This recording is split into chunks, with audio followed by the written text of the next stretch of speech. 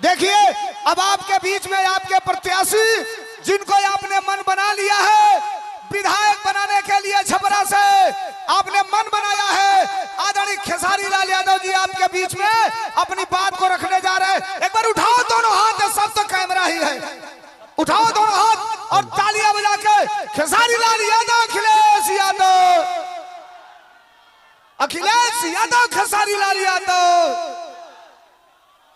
सबसे पहले आप सबके पैर छू के प्रणाम करत हनी। देखिए आज हमने खाती और ये बिहार के बदलाव और ये जनसैलाब लौकता कि बिहार बदलाता, अब की बदली ना। अरे पगले हल्ला करके बताओ, आई लव यू। आज हम 15 दिन से न खातनी न पियतनी सुततनी 2 घंटा। आज मेरे मंच पे हमारे बड़े भाई और ये जितने बेहतरीन नेता हैं उससे कई गुना बेहतर ये इंसान है। तो मैं चाहता हूं कि अखिलेश भैया के लिए एक जोरदार हल्ला करो ताकि उन लोगों को पता चले कि इंसानियत जिंदा है।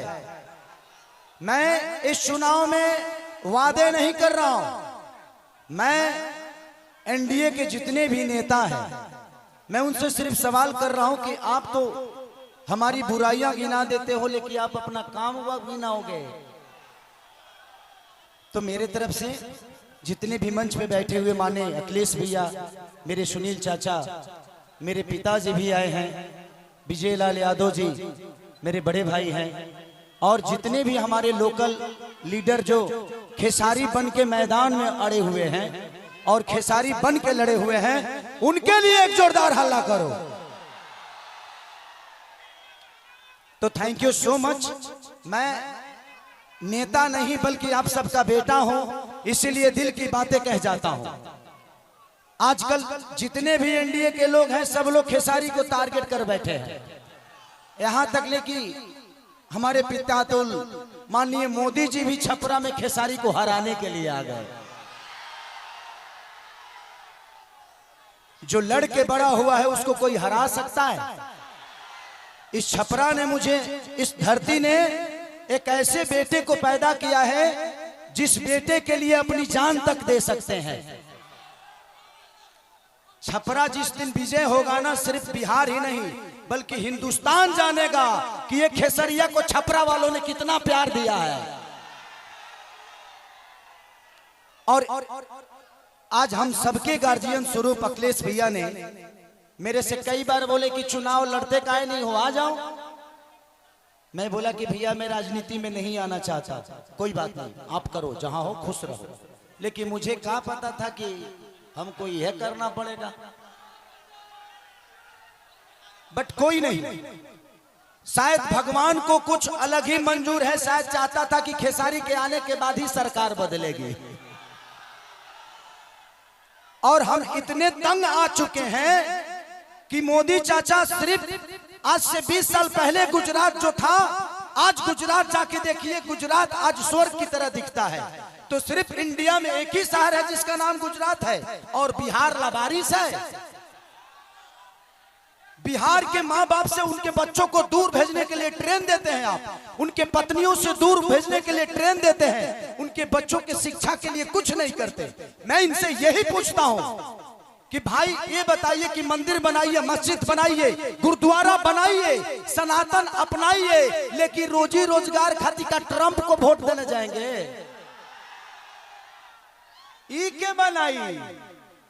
हम लोगों के लिए फैक्ट्री कौन बनाएगा? हमारे बच्चों के लिए शिक्षा का व्यवस्था कौन करेगा? अब बैठ जाइए। हम यही सवाल कर रहे हैं। जब भी चुनाव आता है, जब भी चुनाव आता है तो इनको सिर्फ जंगल राज ही बताना है। अरे यार, जंगल राज थोड़ी देर के लिए मान लेता हूं कि था, मान लिया, सुन लिया।